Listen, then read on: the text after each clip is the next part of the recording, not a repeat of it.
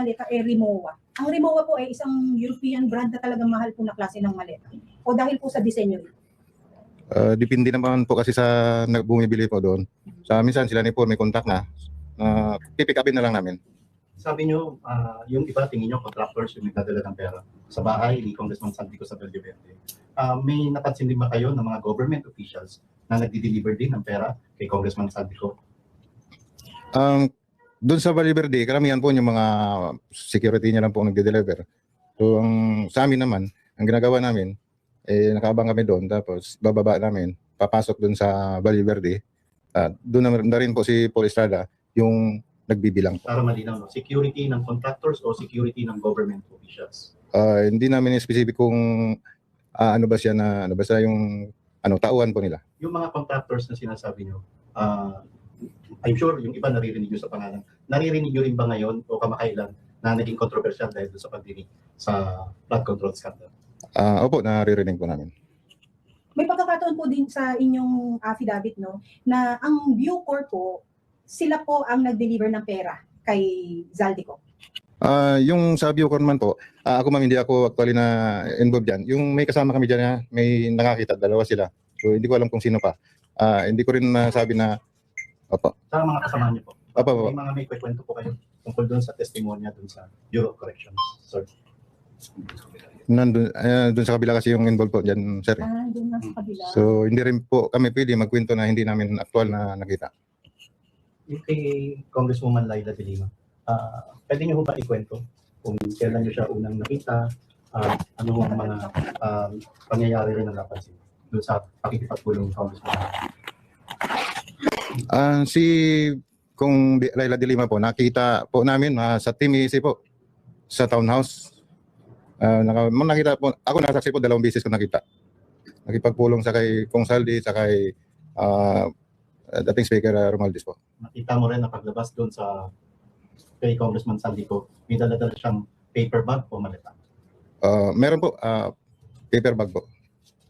Ilang beses po ulit? 2 beses ko siyang nakita po. May ebidensya po tayo nito dahil isa po siya sa umaaray at nagde-deny na walang katotohanan ng inyong mga salaysay. So sa amin, wala kaming nakuhang picture, pero sa team namin po, lahat kami nakakita. Personal knowledge. Opo, yung service na sasakyan, Grandia po, tsaka may isang backup siya. Yung po transaction ninyo or sa yung panahon na nakikita po ninyo si now Congresswoman Laila de Lima, ito po ba ay kahit minsan nadalaw niyo po siya o na-escortan niyo po ang let's say si Zaldico na binisita siya sa kanyang kulungan? Hindi po, hindi kami naka-escort po. So paglabas na po niya nangyari ang mga transaction or coordination with Siya mismo pumunta sa townhouse po. Okay, sir. Sir, name po. I am Chris Dado, sir. Doon sa testimony niyo, alin yung para sa'yo, alin yung pinaka-remarkable na abutan ng pera? Isa para sa akin yung ano ko doon, sir, is yung nagde-deliver sa mga media po. Hindi ko lang banggitin sa ngayon. Sa tamang panahon ko na banggitin po, sir. Kayo mismo ang nagde-deliver? Kasama namin yung media coordinator ni Congressman Saldico po. Yun yung nasa affidavit, si Joey Guzman. Yes po. Tapos, kasama nyo, so kayo ang umiikot sa media para ibigay yung pera para sa media. Yes po. So sa media na yun, broadcaster, taga-radyo, taga-print, taga-TV o taga-TV? Meron nga sa house, sir. Meron sa radyo po. Meron din sa... Hindi ko nabanggitin, sir. Sa tamang panahon ko nabanggitin. Kalimitan saan nangyayari yung abutan? Restaurant, bahay? or yung mismo sa media company? Minsan meron kaming hinahatid sa bahay, sir. Nakapaghatid din kami sa house, sa car park. Nakapaghatid din kami sa isang restaurant. Kamiting niya. Maleta, envelope, paper bag. Paper bag po. Paper bag. Sa tingin nyo, magkano laman ng paper bag? O gaano kalaki yung paper bag? Hindi ko na po matansya, sir. Siguro bayad yun sa mga talent fee nila, sir. Ano to? Lingguhan o buwanan? Lingguhan yan, sir. Yes po. Lingguhang paper bag po. Yes po. Ito ba yung tingin nyong dahilan? Kaya simula nung lumabas kayo sa Club Filipino at binunyag nyo yung mga nakita nyo at personal na karanasan nyo, ay sa halip na ilabas ng mainstream media, yung mga testimonya nyo ay nababaliktad pa kayo at hanggang ngayon, pilit na sinisiraan ang credibility nyo. Yes po, sir. Yun ang pinakamasakit sa amin, sir. Kasi dalawang mata namin nakikita namin, sir. Kung anong abutan ng mga media. Kung anong laro ng mga media. At kung ano karami yung trolls na nakita namin. sa isang establishmento diyan sa Makati. Saan po ito sa Makati? Sa Valero po? Ano pong, maaari po bang ninyong mabanggit man lang yung building? Hindi ko na po muna sasabihin po, ma'am. Bali, ano ko na, sisiwalat ko na lang po, andyan na sa investigasyon or ano na talaga. Kasi mahirap magbitaw ng anong, yes po, kitang-kita ko sa dalawang mata ko kung paano nila laruin ang social media po. Sa mainstream media, ano ang panawagan mo at bakit hanggang ngayon binabaliktad at sinisira ang credibility? Sir, from the very beginning, kaya kami gumagawa nito, sir. Sa mga malalaking media practitioner dyan, sir. Kaya kami lumabas, pasensya na po kayo. Hindi na po namin masigmura po ang pinanggagawa ng gobyerno sa amin, sa ating kababayan. Lalong-lalo na sa mga kababayan kong nasa Mindanao. Halos baha, gutom, krisis, dahil napupunta sa Corruption. korupsyon. Yung pira sana na para sa flood control or sa health ng mga tao, o kalusugan ng mga tao, pagkain ng mga tao. Kaya bilang ordinaryong Pilipino, sir, concern kami na baka sunod na araw, yung mga anak namin, 18 point something na yung utang ng 18 point something trillion na yung utang ng bansang Pilipinas na ito. Yung mga anak namin, yung mga apo natin sa susunod na henerasyon, maghirap. Yan ang hindi namin matatanggap at hindi namin tatanggap sa sarili namin na iwanan sila ng ganyang kalaking utang ng bansang Pilipinas po. Maraming salamat.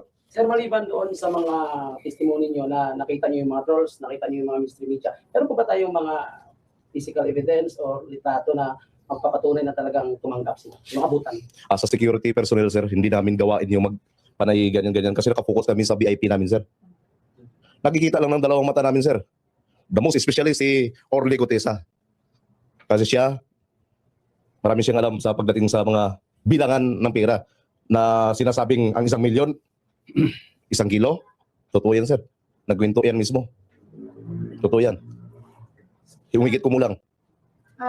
For the record lang po, no, masasabi po ba natin na ang administrasyon ni Marcos ay merong mga troll farms? Masasabi at masasabi talaga kasi nakita ko sa dalawang mata ko. Kanino ba yung connected din doon si Kung Saldi at si Speaker? Di ba ang pinaka nila si So lahat PBBM ng naman. pagtira ngayon sa mga hindi sumasang-ayon sa mga polisiya o kung ano bang programa na hindi maganda ni Marcos Jr.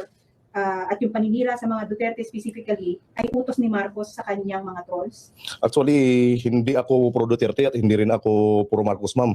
Pero masasabi ko talaga, sobra, binadjitan. Binadjitan talaga tong trolls na to. So, 24 oras, 300 personnel. Nag-ooperate sa isang establishmento dyan sa Makati. Na anytime pwede niyong ituro. Na anytime pwede namin ituro, sir. Pero sa ngayon, nung nabulabog na, sir, baka nag-disperse. nag-disperse na. Kasi before kami lumanta dito, sir, from the nakita ko yung isang establishmento, ni-review ko, wala nang katao-tao, sir. Paano kayo napunta ron, sir? Sinama kami ng isang media coordinator with his group na pumunta doon sa establishmento na yon. Tapos, nung andun sila sa taas, inutusan kami ng, kasi ang sitwasyon nun, libre kain yung mga na yun, mga empleyado doon sa establishmento. Nangyari, nagparty sa taas yung mga boss na media coordinator. So, nung umakyat kami doon, inakyat namin yung mga fruits, mga beverage sila doon sa taas. Sumakay kami sa elevator na maliit, umakyat kami doon.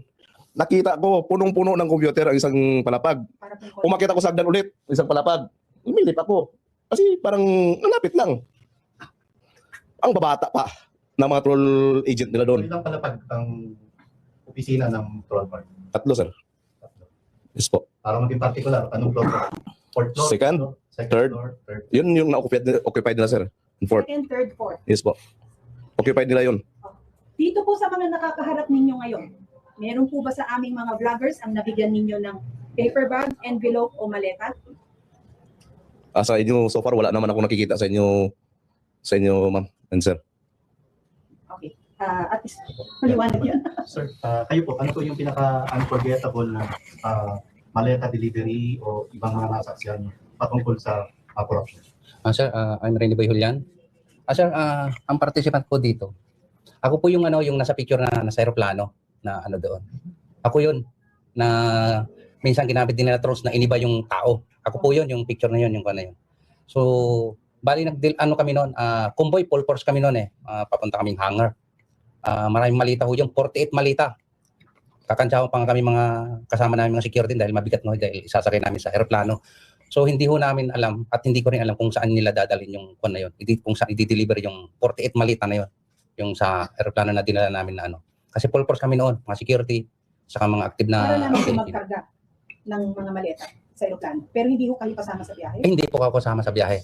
Yun, kinarga doon sa sa eroplano. Yung kasama din ako nagkarga doon kasi security driver din ako. Kaya alam ko kung saan yun. Nahagip nga yung yung malita doon. Ako po yun. Kaya at saka yung yung kay Sir Garcia, yun nasaksihan din namin doon sa pag-transferan ng pera. Sino doon po si Sir Garcia? Doon sa George Garcia, ma'am. Sino po si Garcia, sir? Para lang po malino. Sir, siya yung pumilik chairman yata. George Garcia. Yes, ma'am. Yun po, nasaksihan po namin na transfer. Sa kasi, ang po kasi doon, ma'am, sir, si Paul sa si Mark na kasi doon ang doon, nagkasikaso. Pakilinaw, paano transfer? Ano po yun? Sa sasakyan lang po kasi yun, sir. Sasakyan lang, nakadikit lang po. Oo, Nasa kayo lugar? andun lang po sa may parking kami kasi andun lang kami. Parking saan po? Sa may Maidas po. Ano to? Bago mag-election o after election? Ano to, sir? Hindi ko na maanohan kung kailan yung abutan na yun. Year po. Ano pong year? Kasi year ito. Hindi na po tanda. Okay, ma'am. Balikan mo lang sa aeroplano. Sino yung kilalang personalidad na sakay ng aeroplano na yun na pinagkargahan nyo naman? Kasi yung eroplano sir ang pagkaalam namin sir kay boss ko yun na yun, yung eroplano na ko yun. Opo, pero syempre may taong pasahero. Sino pasahero? Hindi po na namin alam yun sir. Hindi nyo rin alam saan papunta yun. Hindi sa knowledge ko po hindi ko po alam. Kasi nagkarga lang sila. Sino po sa inyo na involved sa Kawai delivery? Nasa kabila po. Nasa kabila, hindi natin nalaman yung of course, question po, sa pagpaparatang po ng marami or pagde-deny po ng marami na wala hong katotohanan ang inyong mga sinasabi. Tinanong din po namin sa kabila po, kanino po kayo mas na-offend? Kanino po kayo mas na-offend na sinasabing kayo ay mga sinungaling at ang kredibilidad po ninyo at imahe questionable? At yung sa nagbabasa sa amin, saka yung may mga sinasabi na sinungaling sinasabi namin, pero natatakot na sila malaman yung katotohanan na involved sila. At saka yung iba dyan, supporters nila. So kami wala namang kinikilingan kung sino, basta ang sinasabi lang namin ay katotohanan lamang po. Sino po sa inyo nakapag-deliver sa bahay ni dating Speaker Martin Romualdez? Kami po. Sir, baka pwede pong pakwento. I'm Dante Orbilio, Hawak na lang po. Salamat. ma'am. Ako yung isang driver ni Kong Saldico sa team namin. At the same time, security po. Malimit po ako na mautusan isa sa driver na magatid ng tira doon sa bahay ni Kong Romualdez. Yung malimit po na yan, every delivery ilang maleta? Ang every 3 days sa ang delivery namin, ma'am, siguro aabot ng 10 o 12 malita. Size po? Ang size po ng mga malita nito ay large saka medium. Meron din pong small. Saan po din-deliver? Doon po sa 42 McKinley, then 41 Forbes. Aguado po? Aguado rin, meron. Sa Aguado. Opo. Labas po tayo ng Aguado, tawid po tayo sa gate 4. Ito po ay Malacanang office na, ano po? Ito po yung... Harapan po mismo, ma'am. Kayo po ba nakapag-deliver po sa loob ng Malacanang? Hindi po, ang kwan po, Aguado lang po. Ang pagkaalam ko ay kay Kong Romualdez yung building na yon. Doon po namin dinideliver o binababa yung mga malita. Sino po nagre-receive? Bilang isang driver, ma'am, dahil kasama ko naman si Paul at sa Paul Estrada, yung ni Boss Salde, sa itong si Mark Tiksay. Sila na po yung nagbababa doon sa sasakyan. Minsan tinutulungan ko po. Pag nandun na po kami, binababa ko. Din sila na pong nagdadala sa loob ng bahay. Yung 10 maleta po na yan, ano pong sasakyan ang gamit? Minsan po yung ginagamit naming sasakyan ay bulletproof na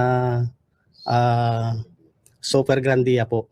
Kung hindi yung puti, yung itim po. So pati po yung sa passenger side at yung sa likod, napupuno po yan ng maleta Passenger side sa likod po. sa likod. Opo, kasi may bakante sa likod, maluwag po yon. Kasi nakatupi. Pinuport yun. Bali, ano sa tagaan, bali yung ano no, ginawa talaga yung bulletproof na yun na van, Super Grandia. Wala nang upuan sa likod. So, kasi kahit ng mga 15 malita, this size, ganyan. Tinanggal na po. Tapos may upuan lang sa harap. May dalawa, tsaka yung, bali 4 lang po makakasyan makaupo. Thunderboy Mike Defensor kinasuhan ni Trillanes kasama ng 18 Marines. What? Ano ba yung katotohanan doon sa sinabi? Si Saldico nagsalita. Sabi nila si Saldico magnanakaw. May kaso sila. Eh mga kasamahan ni Saldico to eh. Kung yung sindikatong sinasabi nila na ito yung hepe ng sindikato, ito na yung mga galamay, nagsasabi dito namin dineliver yung pera, dito napunta yung pera, eh bakit naman nila sasabihin na hindi naman totoo? Sa lahat, ito yung mga hindi kumita. DPWH contractors kumita. DPWH officials kumita. Senador, sinabi, di ba, may mga pangalan na dati. Congressman, eto nag-deliver lang, etong kakasuhan. Eh bakit naman sila yung gigipitin? Ba't kami yung iipitin? Kaya ako, actually, wala naman akong alam doon sa affidavit eh. Alam niyo yan na hindi ko sila kasama nung ginawa nila yung pangungusap nila. Pero, sinasabi ko, yung sinasabi nila. At tinitindigan ko sila. Bakit naman sila yung kakasuhan? Kaya yung mga sinasabi ni General Anyo at ni Senator Trillanes, dapat ang trabaho nila alamin ang katotohanan. Dapat ang trabaho nila tingnan yung aligasyon ng kapwa nila sundalo. Ang mga sundalong to, hindi nagsisinungaling. Kung gusto nilang malaman yung katotohanan, tanungin nila. Huwag yung ginigipit nila yung mga tao. Handa akong tulungan sila, handa akong marap sa kaso. At muli, inulit ko, karangalan ko makasama ang matatapang at makabayang nating sundalo sa darating na panahon. Sa totoo lang, yung mga nagkakaso ay wala kasing naibalik na katotohanan. Kapag tinamaan ka ng katotohanan at wala ka ng balang natitira at nasa sa iyo ang kapangyarihan, ang ginagawa mo ay magkakaso ka. Para sila ay patahimikin, iharas sila, dahil masakit rin naman talaga sa ulo na magbayad ng abogado at mag-attend sa hearing at in jeopardy ka na makulong. At lalo na't nababayaran mo rin, pati yung nagdi-dispense ng justice. Magbabayad ka pa ng piyansa at pwede kang makulong ng mahabang panahon sa uli. Kaya lahat ng pang-abuso ay ginagawa nila. Pero hindi dapat mawala ang ating pagtingin dun sa final prize. And the final prize is yung freedom natin. Maging malaya tayo sa mga kalokohan at pagnanakaw ng ating administrasyon. Ang ginagawa natin ngayon ay malaking sakripisyo, pero sulit po ang lahat ng ito hanggang makamit natin ang kalayaan sa ating bansa. Maraming salamat, Atty. Harold Respecio, Vice Mayor ng Maria Mercedes Isabela. Reyna Mercedes. Reyna Mercedes. Mabuhay po kayo. Yeah, baby. Huwag daw magpamanipula. Kung merong mga magmamanipula, alam mo mas may kakayahan silang magmanipula. Dahil ang dami nilang pera. Yung mga 18 Marines na yan, kung totoong ginagamit sila at binabayaran sila, tapatan mo na lang kaya para tumahimik sila kung totoo yun. Pero hindi mo magawa, hindi ba? Walang ibang bagay na nagmamotivate sa kanila, kundi ang kanilang nais lamang na maglahad ng katotohanan. At yan ay hindi mo mabibili. Pero anong motibasyon ng palasyo, ng administrasyon, para pagtakpan ang ginawa nilang kalokohan at pagnanakaw ng kabang-kabang pera ng ating bansa? Ito ang sabi niya, not all of them are in active service. Mga ano na nga eh. Yung, Lahat na, retired na yata. Iba, wala na. And many of them were discharged. Alam namin yun, as far as we are concerned, we know that as far as we are concerned, some of them, six of them have murder cases. Kaya mo na, bakit gano'n ang naging patakaran? Meron bang batas ngayon na kinakailangan suriin mo kung sino yung karapat-dapat na tumistigo, halimbawa? Kinakailangan salain mo muna sila. May checklist muna eh. Parang may betting process yan, no? Parang gano'n, no? Halimbawa, may criteria eh. Check. Halimbawa, Tapos 10 yun. X, oo. Kinakailangan mabuting mamamayan. Walang kaso, mga gano'n na tao. Walang batik. Yan, oo. Ha? Walang kapintasan. Ano ba yung napasulat? Oo. Walang kapintasan. Oo. Walang pagkuku... Ano ba yung nakasulat? Nakalimutan nyo na eh. Hindi dalawang dila. Mga ganun. Oh, di ba? Hindi maibigay sa Pagkatapos, mahalay na pakinabang. Oo. Ibig sabihin, may checklist ka, chinecheck mo. Kapag ka yung checklist na yon nakumpleto, Pwede. Pwede. pwede. Testigo. Hindi ba ganun? Wala ba sa'yo? Nauwi siya nagnotaryo. Papasumpin na natin yung abogado nagnotaryo. Hindi kasi ka panipaniwala, 18 sama-sama sa isang affidavit. Paano yan nagnotaryo? Naging joint o consolidated Oo, statement. sabay-sabay bang humarap yan sa abogado? Ngayon lang ako nakakita na yung gustong magpahayag, yung gustong tumestigo, yung gustong maging kabahagi ng pagsasaysay ng mga pangyayari para palakasin yung kanilang aligasyon, nagsama-sama sila. Opo. Eh bakit sila ngayon ang sila pa yung Nagigisa, no? may nangyayari ito. Sila ngayon na pinoprosecute. Oho. Tataka, Di ba kayo nagtataka? hindi kami nahalata namin, Sen, dahil mula kay Gutesa, nung Gutesa mag-isa nga di ba? Yes, isa lang siya. Eh ngayon, 18. Ganun pa rin eh. Pero hiramin ko yung puntos nila, Sen at Nelson. Eh baka naman magdrama lang po yan sa Senado. Ang layunin talaga niyan ay pahinain ng ating gobyerno. Baka may mga kasangkot yan para i-destabilize ang gobyerno. Kaya nila ginagawa yung bagay na yan. Bakit yung espekulasyon ang iniisip natin? Oho. Di ba? Meron naman kayong pagkakataon pagtatanungin mo riyan. Okay. Anong magdadrama? Mahalata mo kung nagdadrama. Depende kung paano ka magtanong sa kanila. Opo. Baka nag-speculate ka lang.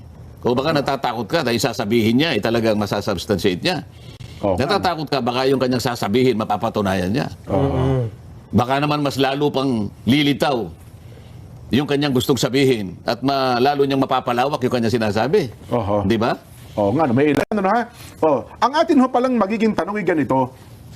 Nagdududa ka rin ba sa pahayag ng 18 dating sundalo na pagpapadala ng 800 billion sa iba't ibang opisyal ng gobyerno? Bakit ganyan ang tanong natin? Sino ba nagdududa? Isa lang naman nagdududa. Oo nga. Baligtad di ba? Baligtad. Tingnan natin kung may kakampi. May Dapat bang Hindi, pagdudahan? ganito. Ang 18 dating sundalo, nung 800 billion pesos, ang nagsabi ng, opo, kaduda-duda sila. Walang nagsabi. At nagsabing, hindi po sila kaduda-duda. Naniniwala. Naniniwala po kami sa kanila. 100%. Yan ang sinasabi ko sa iyo, Jen. Naku po, oo. Paano mo ngayong babanggain yung ganyan? Sana man lang mayroong nagsabi mo kahit 1% o 2%. Oho. Bakit naman nagkaisa naman yung mga opisyalis ng ating pamahalaan na may kakayahan sana na sila yung mang-usig Opo. Ang importante rito ay magawa mo yung hinahanap ng mga tao Yan, oho. Hindi mo ba pagtatanggol ang karapatan ng mga tao? Saan ka makakampi? Di ba? Kakampihan mo ba yung gumawa ng paglilimas sa kaban ng bayan? Doon ka ba kakampi? Hindi mo ba kakampihan ang kalunos-lunos na kalagayan ng mamamayan mo ngayon? Oo nga. Baka sakaling dito makahanap man lang sila ng konting liwanag. Opo. Pagkatapos sasabihin ng ombudsman, pagalit pa Kasi yung isa naman, kukwentahin pa niya kung kapanipaniwala. Oo nga. Paano mo kukwentahin ang paniniwala, Jen? Oho. Ha? Gagamit ka pa ng statistical model Mahirap i-quantify yan, Sen. Sabi nga nila. Kahit nagamitan mo ng differential calculus yan, mahirapan ka. Kahit po coordinates, hindi kaya yun, Sen. Ha? Kahit coordinates. Nakita mo naman sa coordinates pala, Nagkagulo. Windaw.